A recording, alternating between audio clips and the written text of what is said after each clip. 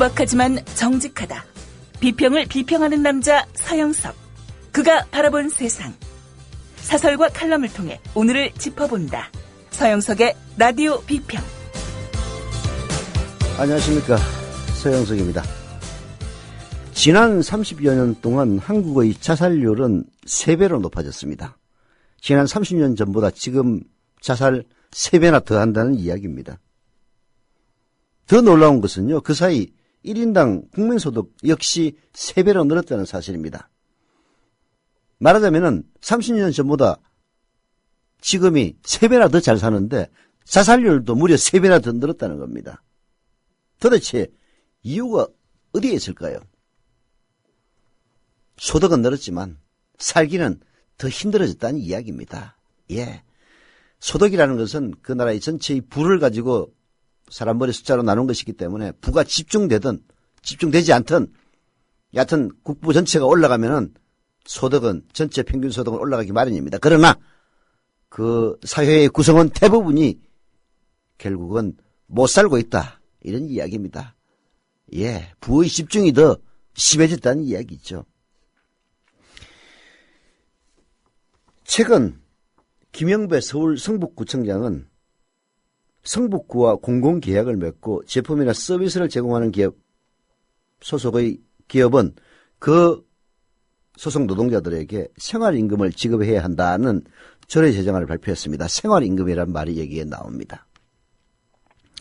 새정치민주연합에서는 생활임금제를 돌아오는 지방선거 공통공약으로 내놓겠다는 입장도 밝혔습니다.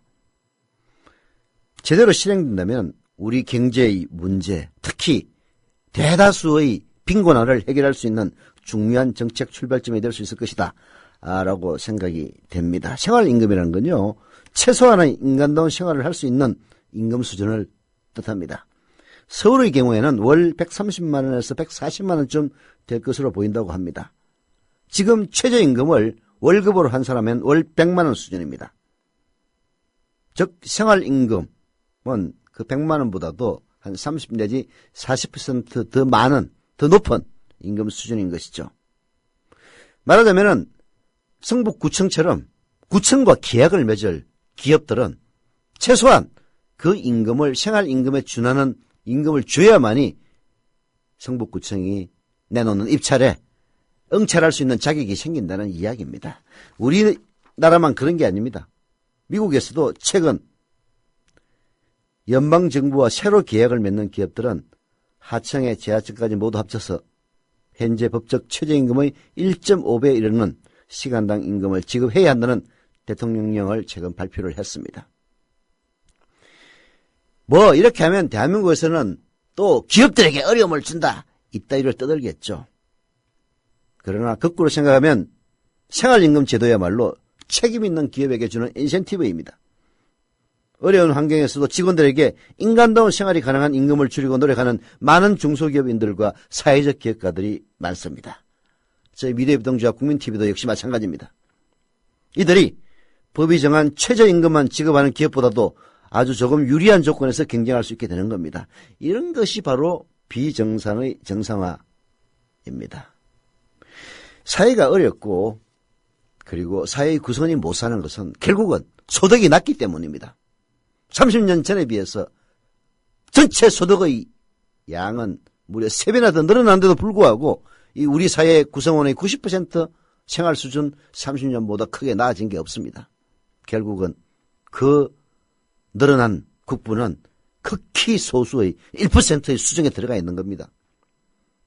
이럴 때 사회적인 제도를 통해서, 즉 생활임금이라는 제도를 통해서 좀 더 많은 임금을 우리 사회 구성원에게 지급하는, 그런 기업에게 인센티브를 부여하는 이런 것이야말로 비정상의 정상화인 겁니다. 재벌들에게 규제를 풀어서 퍼주기만 하고 그러면서 그것을 비정상의 정상화로 떠들고 있는 박근혜식의 경제, 그것이야말로 비정상의 극치인 겁니다. 라디오 비평 시작합니다. 함께하고 계신 방송은 정치평론가 서영석 미디어 협동조합 이사가 진행하는 라디오 비평입니다. 지상철 조합원 신청 광고입니다. 강화대교 앞에서 개념 부부가 만드는 개념 곰탕, 연지연 곰탕. 연지연이란 가마솥의 장작불로 온종일 구워내는 곰탕을 서로 나누어 이어지는 인연이란 뜻입니다. 연지연 곰탕이 민주주의를 열망하는 조합원 여러분과 국민의 건강을 책임지겠습니다. 곰탕 포장 판매는 한 팩 800g에 7,000원이며 7팩 이상은 무료 배송으로 드립니다. 연지연 곰탕은 강화대교 입구에 위치해 있습니다. 단체 주문 예약 및 포장 주문 전화번호는 010-7252-1114, 010-7252-1114, 031-989-9968. 조합원 단체 예약은 10% 할인해드립니다.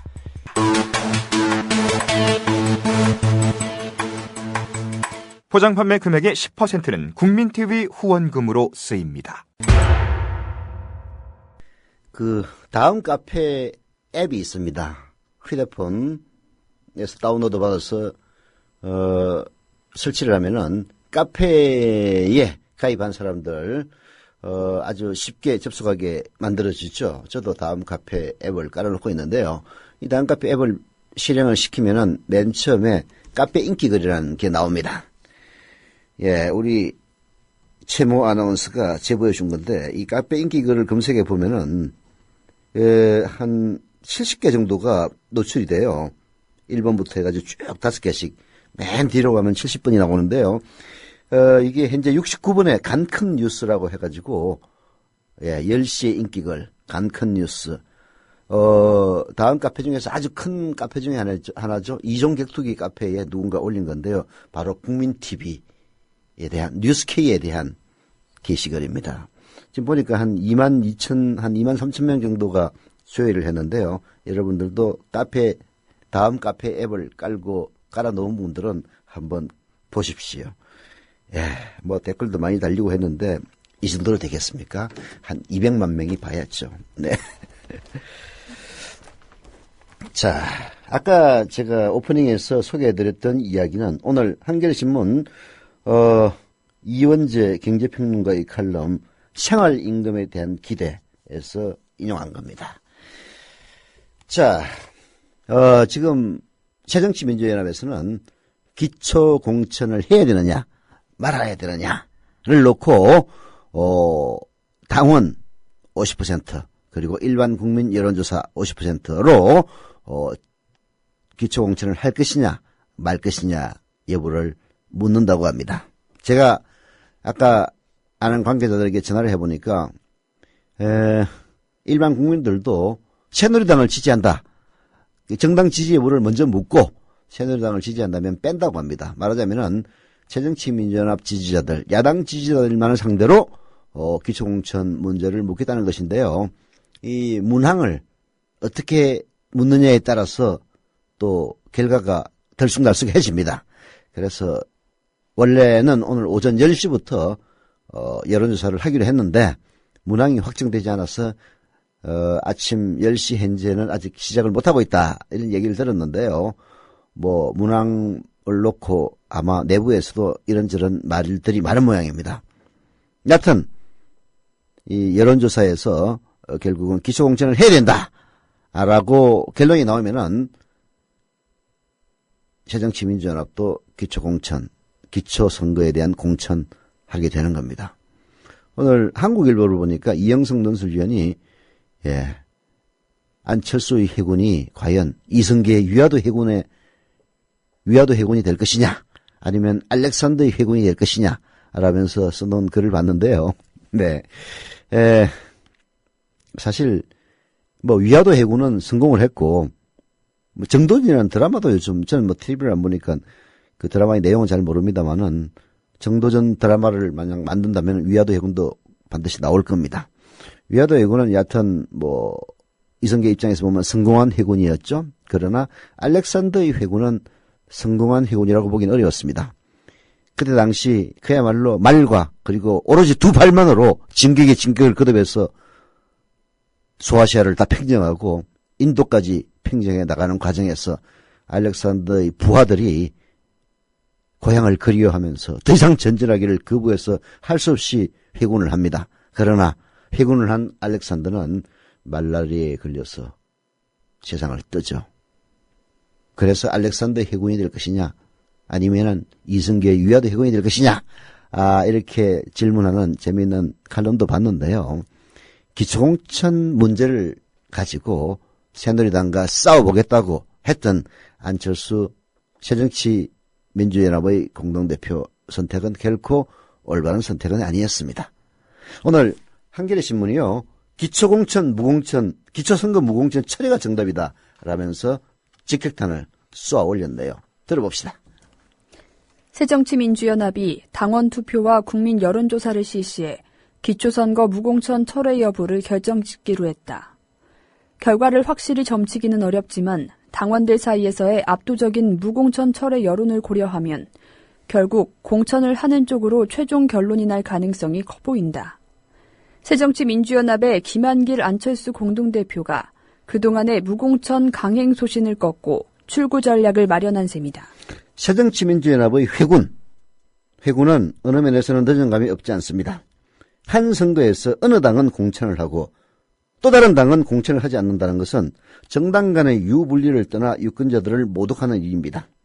정치권 한쪽이 선거규칙 개정을 완강히 반대할 경우 현행 방식대로 가는 게 당연한 상식입니다. 어느 면에서 이 사안은 굳이 여론조사 방식까지 동원할 필요도 없는 일입니다. 새정치민주연합의 이번 결정으로 새정치 의지가 훼손됐다고 비판하는 사람도 있겠지만 별로 설득력은 없습니다. 애초부터 기초선거 정당공천 배제는 새정치와는 무관한 것이었기 때문입니다. 기초선거에 공천을 하느냐 무공천을 하느냐 하는 문제는 각기 장단점이 있을 뿐 어느 하나는 선이고 어느 하나는 악이 아닙니다. 그리고 어느 하나는 새정치고 어느 하나는 헌정치다라는 따위의 잣대로 재단할 수 있는 사안도 아니었습니다. 게다가 한 선거에 두 규칙으로 정치가 난장판이 되는 상황에서 새정치 타령이나 계속할 수는 없는 노릇이었습니다. 물론 안철수 대표로서는 약속 파기라는 비판을 어느 정도 감수할 수밖에 없을 것이다. 그렇지만 이 대목에서도 안 대표 쪽이 유념할 게 있다. 우선 지킬 수도 없고 지키는 것이 꼭 좋은 것만도 아닌 약속에 매달리는 것이 꼭 신뢰의 정치를 의미하는 것은 아니라는 점이다. 게다가 안 대표는 단순한 국회의원이 아니라 거대 야당을 이끌고 가는 지도자다. 당이 처한 극심한 혼란과 불협화음을 그대로 방치하고 약속 준수만을 외치는 것은 정당 지도자의 자격이 의심스러운 치명적인 직무유기다. 안 대표는 이번의 후퇴를 자신의 정치적 자산 손상으로 받아들일 게 아니라 정치적 경륜을 쌓아가는 값진 계기로 삼을 필요가 있다. 네. 아마도 안철수 공동대표의 정치적인 위상은 결국은 많이 훼손될 것은 뻔할 뻔합니다. 한겨레신문의 사설이 지적했다시피 안철수 대표가 설사 여론에 따라서 기초공천, 무공천 원칙을 철회한다고 해서 그것이 전 큰 문제라고 생각하지는 않습니다. 애초부터 기초선거 공천하지 않겠다라는 것을 마치 지고선인 것처럼 내세워드는 그 사실 자체가 잘못이 있을 뿐 잘못된 것은 언제든지 처리할 수도 있는 겁니다.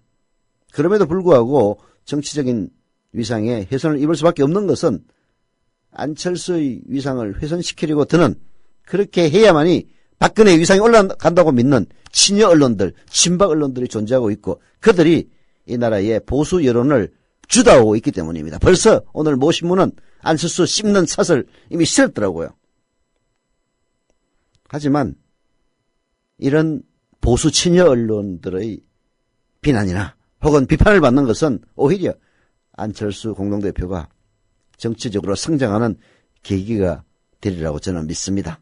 다만 안철수 공동대표가 스스로 그렇게 받아들이느냐 받아들이지 않느냐 여기에 따라서 어쩌면은 그의 정치적 미래가 결정될지도 모릅니다. 조선일보나 동아일보와 같은 친여 보수 언론에 휘둘린 정치인들의 말로 다 뒤끝 좋지 않았습니다. 새누리당은 새정치민주연합의 결정에 이러쿵저러쿵 할 자격 전혀 없습니다. 여권은 박근혜 대통령의 대선 공약 파기에 대해 지금까지 제대로 된 사과조차 하지 않았습니다. 그라는 사실 잊어서는 안 됩니다. 자신들은 약속 파기로 이득을 보면서 상대편은 손해를 보더라도 약속을 지키려고 다그치는 뻔뻔한 모습 더 이상 보지 않았으면 합니다. 그동안 정치권은 기초선거 무공천 문제를 놓고 너무 오랫동안 소모적 논쟁을 벌여왔습니다. 하루빨리 이런 혼란상에 마침표를 찍고 각 정당이 정책과 인물로 정정당당하게 유권자의 심판을 받기 위해 진력하기를 바랍니다. 진돗개가 더 한번 물면 그냥 그 살점이 완전히 뜯어져 나갈 때까지. 국정원이 나라의 암덩어리가 돼가고 있고 어지럽고 거짓된 뉴스의 홍수 속에서 헤매고 계십니까? 그렇다면 바로 여기 뉴스 바리케이드 너머에 귀를 기울이십시오. 이 시대 모든 성역을 뛰어넘는 진짜 아침 시사 프로그램 조상훈의 뉴스바.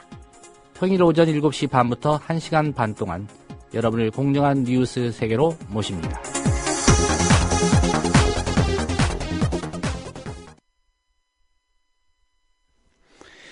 네, 4월 26일 토요일 오후 2시 30분에요. 미래협동조합 국민TV 경기 남동부 지역협의회에서 주관하는 라디오 공개방송을 합니다. 예, 아시는 분은 아시겠지만은, 저와 그리고 김용민 국장의 정치 토크가 있습니다. 물론, 정치 토크만 하는 건 아니죠. 예, 장소는 경기도 이천시 서희 청소년문화센터이고요. 예, 연락처는 010-9345-4481 혹은 016-511-1982로 연락하시면 됩니다. 경기 남동부는 가평, 광주, 구리, 남양주, 성남, 안성, 양평, 여주, 용인, 이천, 하남을 얘기하는데요. 이 경기 남동부에 거주하시는 조합원 여러분뿐만이 아니라 다른 지역에서 오시는 분들도 환영한다고 합니다. 예, 기초공천 무공천 체계가 정답이다에 이어서 경향신문의 사설 법원 판결 왜곡한 MBC PD 수첩 중징계 소개해드립니다. 정말 참 해도 너무합니다. 들어보시죠. 어떤 문학작품에 몇몇 표현상의 문제점은 있지만 전체적으로는 주제의식이나 구성 능력 등 작품의 완성도가 탁월하다는 평가가 나왔다고 하자 이를 표현법도 모르는 졸작이라고 이해해야 하는가 아니면 대체로 뛰어난 작품으로 받아들여야 하는가. 상식을 갖춘 사람이라면 당연히 후자를 선택할 것이다. 그런데 눈썹도 까딱하지 않고 전자의 자세를 보이는 이들이 있다. 법원 판결조차 왜곡하면서 시사 프로그램 PD수첩의 제작진에게 2번씩 중징계를 내리는 MBC 경영진이 바로 그들이다. 네, 정말 잘 비유했습니다. 어떤 문학작품을 놓고 몇몇 표현상의 문제점이 없지는 않지만 전체적으로 주제의식이나 구성능력 등 작품의 완성도가 탁월한 작품이다라고 평가를 했는데 완성도가 탁월하다는 결론은 외면하고 몇몇 표현상의 문제점이 있다라는 데만 주목을 해서 표현법도 모르는 졸작이라고 이야기하는 사람들이 바로 MBC의 경영진입니다. PD수첩에게 중징계를 내리는 MBC 경영진, 후화무책이 짝이 없는 경영진 바로 그들입니다.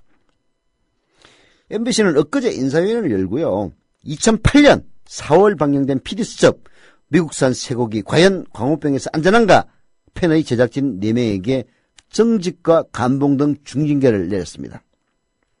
그 이유는 허위사실을 방송해 시청자들에게 혼란을 일으키고 회사의 명예를 실추시켰다는 이유에서였습니다. MBC는 이미 2011년 9월 지금부터 무려 2년 반 전에도 같은 이유로 제작진에게 중징계를 내린 바 있습니다. 당시 처분도 제작진이 대법원의 관련 소송에서 모두 승소한 뒤에 내려진 것이었습니다. 정말 그때도 공분을 금치 못하게 만들었던 MBC만에 이번에 또 그렇게 한 겁니다. 예, 왜 그렇게 됐냐면 제작진은 바로 징계 무효 소송을 냅니다. 사측은 1심에서 패소한 뒤에 징계 취소했습니다. 지난 1월 2심 재판부도 사실상 제작진의 손을 들어줬는데도 사측은 판결문의 일부 내용을 왜곡하면서 또다시 징계를 내린 겁니다. 2심 재판부도 말하자면 PDC 수첩 징계가 부당하다라고 내려줬는데 거기에 방금 얘기했다시피 몇몇 표현상의 문제는 있지만 전체적으로는 탁월한 작품이다. 이런 식의 판결이었던 겁니다. 그 앞부분 몇몇 표현상의 문제점이 있다는 그 점을 가지고 징계를 내린 겁니다. MBC가 징계의 근거로 삼은 2심 법원의 판결을 살펴보자. 재판부는 제작진이 다우너소를 광우병소로 지칭하는 등의 내용은 허위지만 전체 내용에서 차지하는 비중이 매우 작고 고의도 없었다고 밝혔다. 또 특히 지난 10년간 허위 보도로 문제가 된 방송의 제작자들에게 감봉 2개월 이상의 처분은 없었다는 점에 비춰봐도 정직 처분은 형평의 원칙에 반하고 사회통념상 현저하게 타당성을 잃었다고 지적했다. 한마디로 허위 보도가 있었지만 전체적으로 미미한 수준이며 사측의 징계 처분은 잘못됐다는 뜻이다. 시청자들에게 혼란을 일으키고 회사의 명예를 떨어뜨린 허위 보도라고 해석할 만한 대목이 어디 있는가? MBC가 법원 판결과 시민적 상식까지 무시하면서 이 결과를 놓고 그 앞부분 제작진이 다우너소를 광우병소로 지칭하는 등의 내용은 허위이지만 전체 방송에서 차지하는 비중이 매우 작고 고의도 없었다라는 그 부분 중에서 내용은 허위이지만 이것만을 놓고 징계를 한 겁니다.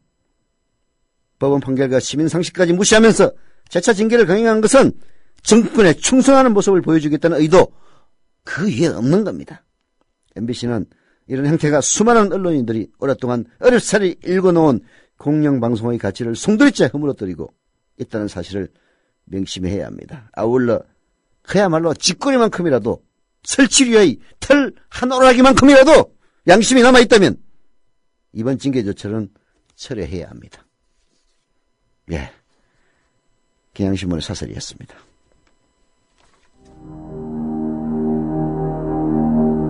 동아일보 해직 언론인의 모임인 동아자유언론 수호투쟁위원회 김종철 위원장. 그는 국민TV 스튜디오 입구에 붙은 글귀를 감격 어린 눈으로 지켜봅니다. 그것은 자신들이 1974년 10월 24일 편집국 입구에 게시한 동아투의 결의문 사본이었습니다. 저기 스튜디오에 사진을 걸어놓은 거 보니까 저희 113명이 해직 당할 때 그것이 부당하다고 항의하시다가 자진 사퇴하신 송건호 선생님, 중앙정보부에서 받은 고문 때문에 파킨슨씨 병으로 몇 해 전에 돌아가셨고. 왜 국민TV는 40년 전 동아투의 결의문을 입구에 붙였을까요? 그 투쟁 정신을 이어받아 공정 언론을 건설하겠다는 의지 때문입니다. 이것이 어디 미디어 협동조합 몇몇 임직원만의 숙제이겠습니까? 죽은 언론인의 사회에 역사를 살아가는 모든 시민에게 던져진 사명일 것입니다. 미디어 협동조합의 조합원이 되주십시오. 국민.tv에 접속하시면 됩니다. 2014년 4월 1일은 한국 언론사의 역사적인 날이 되리라고 생각합니다. 동아투의 사람들 뒤에서 여러분이 원하는 모든 일을 힘껏 도와드리길 약속드립니다.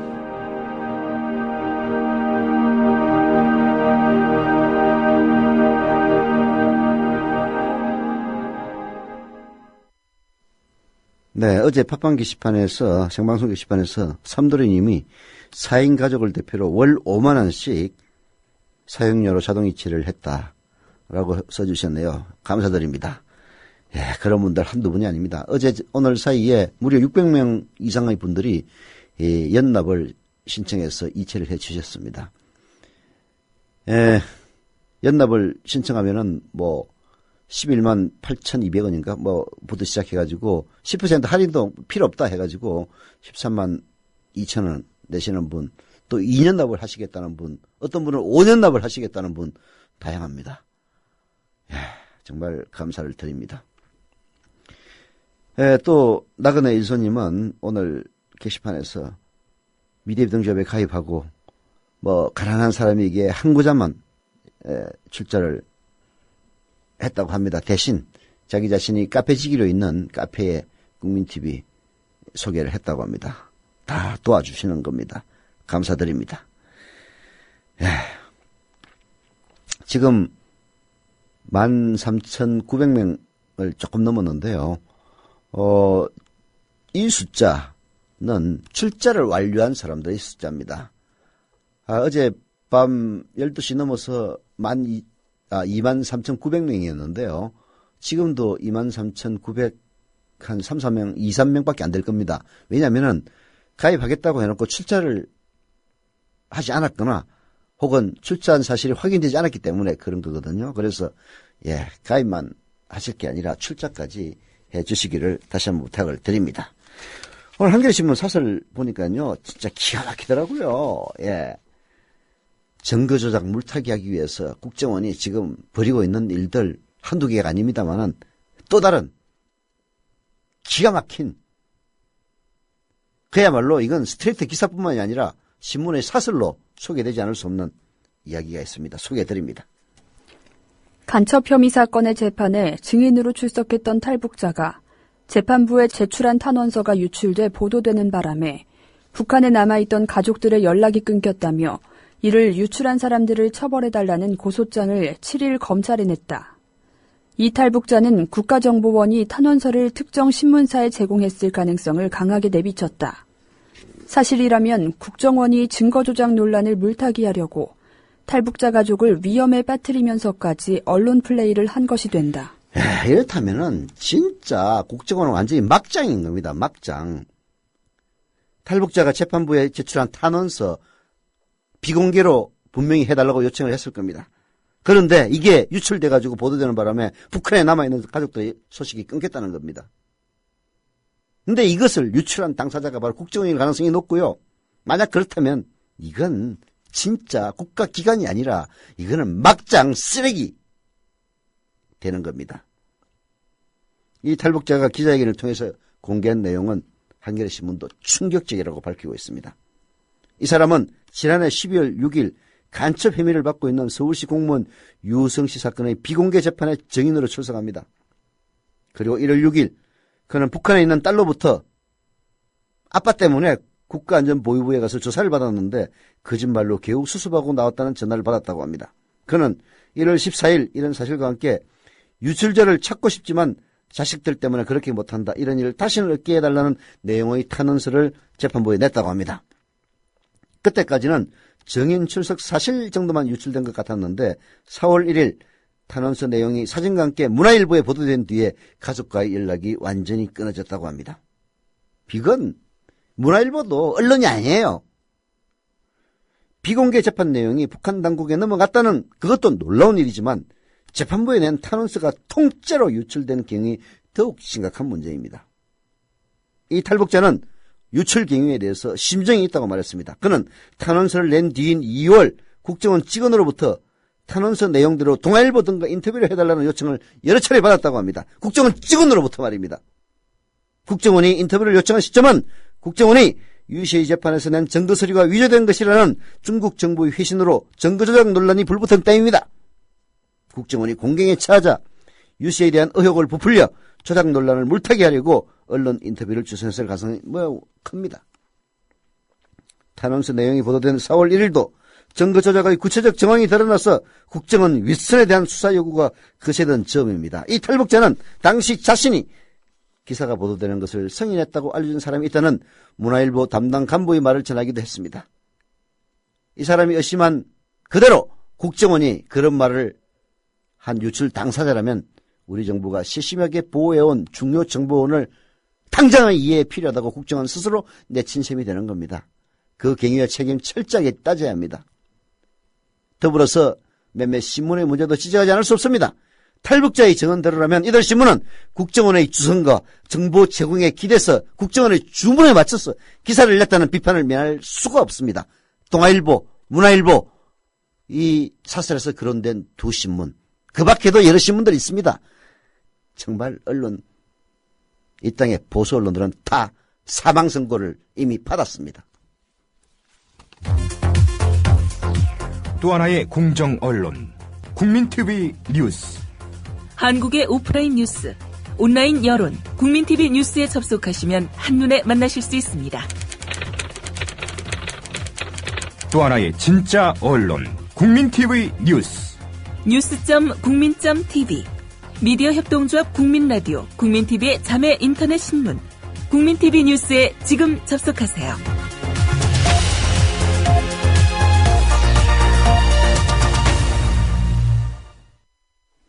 예, 말씀드리는 동안 조합원으로 가입하신 오우 외계인님 그리고 낭만수라님 감사드립니다.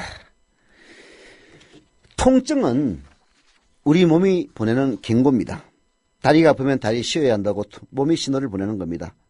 어깨에 통증이 있으면 오십견이나 디스크까지 의심할 수 있습니다. 가벼운 통증도 그냥 두면 만성 통증으로 발전할 수 있고요. 만성 통증을 방치하면 몸 전체가 서서히 망가집니다. 통증으로 예고되지 않은 병도 많죠. 피부에는 통점이 빽빽하게 분포되어 있지만 내장기관의 통점은 그 50분의 1에 불과하다고 합니다. 폐암과 간암의 발견이 늦은 것도 폐와 간에 통점이 거의 없기 때문입니다. 통증을 느끼지 못하는 희귀병으로 염색체 이상으로 발병하는 레시나이언 증후군도 있습니다. 이 병의 특징은 자해입니다. 아파야 그만두는데 아픔을 못 느끼니 입술이든 손가락이든 마구 물어뜯습니다.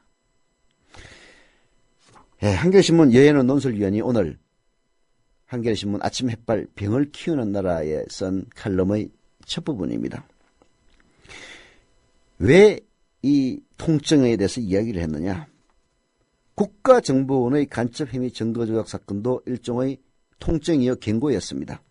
만성질환처럼 수십 년 쌓여온 그늘 속의 문제들이 한순간에 드러난 사건이었습니다. 국정원의 병은 목적을 위해서라면 증거조작 같은 불법도 예사롭게 저지르는 무법자 증후군이었습니다.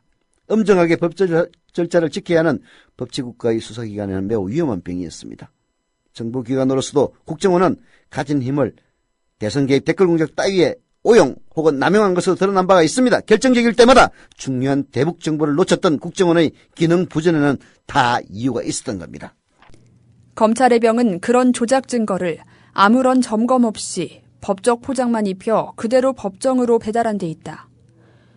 기소권을 지닌 검찰을 인체의 판막이나 선모 등에 비유한다면 지금 공안검찰은 뻔한 위법조차 거르지 못하는 심각한 부전증 혹은 면역기능 상실을 앓고 있다. 이번과 비슷한 일이 그동안 얼마나 많았겠느냐는 당연한 의심이 사법체계에 대한 근본적인 불신으로 이어질 수 있다는 점에서 방치할 수 없는 중대한 질환이다. 병이 이 정도라면 치료에 나서는 게 당연합니다. 그런데도 다들 경고를 외면을 합니다. 수사에 나선 검찰은 청와대와 국정원 앞에 칼을 내리고 몸을 사립니다. 검찰 특수부에 문제가 있어서 중앙수사부 폐지 따위의 개혁을 한다면 역시 문제가 드러난 공안부에 대해서도 스스로 환부를 드러내는 게 마땅합니다. 하지만 제 몸에 칼 대기도 싫고 수술을 해야 할 그대 권력도 겁난다면 치료는 불가능합니다. 검찰의 존재 이유도 의심받게 됩니다. 국정원은 제조직 살리겠다고 이른바 국가의 안보자산을 파괴하는 자해를 서슴지 않고 있다. 그동안에도 국정원은 증거 조작의 정황과 증거가 하나씩 드러날 때마다 말을 바꿔가며 책임을 모면하려 했다. 대선 개입 댓글 사건 때는 자체 개혁도 입에 올렸지만 이번에는 그런 제스처도 없다. 뭐가 아픈 문제인지 도무지 느끼지 못하는 모양이다. 국가기밀인 남북 정상회담 대화록을 공개하고 수사정보도 흘리더니 정보기관의 생명이라는 정보망을 위험에 빠뜨리는 일까지 하고 있다. 자기 사는 것 말고 다른 아무것도 안중에 없이 날뛰는 국정원은 모두에게 위험한 존재다. 자체 개혁 등 자가치유는 이미 물 건너갔다고 봐야 한다. 이제 병을 고치자면 대통령이 직접 나서야 하는데 정작 박근혜 대통령은 오불가능입니다. 지난달 10일 증거조작 논란의 유감을 표하면서 문제가 드러나면 바로 잡겠다라고 말한 뒤 문제가 이렇게나 불거졌는데도 일절 입을 열지 않고 있습니다. 후속 조치도 없습니다. 불리한 사안이나 손을 대서 문제를 키우지 않겠다는 생각인 것 같습니다. 대선 개입 댓글 사건에서도 그랬지만 이번 사건에서도 야당은 특검 하나 제대로 관철하기 어려워 보이니 무슨 큰 걱정이 되겠습니까? 박근혜 대통령 날이. 무엇보다도 60%에 이르는 높은 지지율이 대통령으로서는 마음 든든할 겁니다. 그런 호시절에 취해 있는 동안 병은 점점 깊어만 갑니다. 아차 하고 정신 차리는 순간 이미 그 병은 손도 못 댈 지경 될 겁니다. 도대체 어쩌려고 이러는 겁니까? 라고 한겨레신문 여인원 논술위원이 한탄을 하고 있는데요. 요즘 이 땅에 조금이라도 깨어있는 사람들이 모두가 하는 한탄입니다. 박근혜 대통령의 지지율 50% 이상 되고 어떤 희한한 조사에서는 60% 나온다고 마음 놓고 있다가는요. 지금 불거지고 있는 이런 문제들이 결국은 박근혜 대통령뿐만 아니라 정권 자체를 수렁으로 빠뜨릴 겁니다. 저번에 가입해 주신 CSGKJH님 그리고 유정원님, 유행원님 예 감사드립니다.